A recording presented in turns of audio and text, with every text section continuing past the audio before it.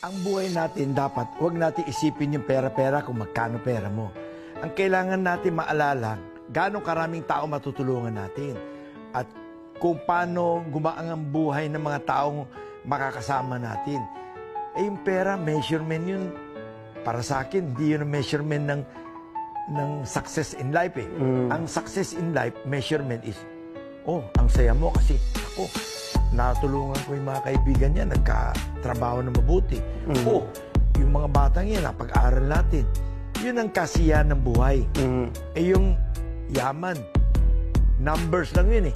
Eh meron kang 100 piso o meron kang 100,000 piso. Pare-pare na yan eh. Ibig sabihin, yung pera hindi mo madadala. Kaya huwag mo jujusin ng pera. Yung pera is meant to be shared, is meant to be used to help our country, our people. Eh, huwag tayo magdamot sa mga kababayan natin.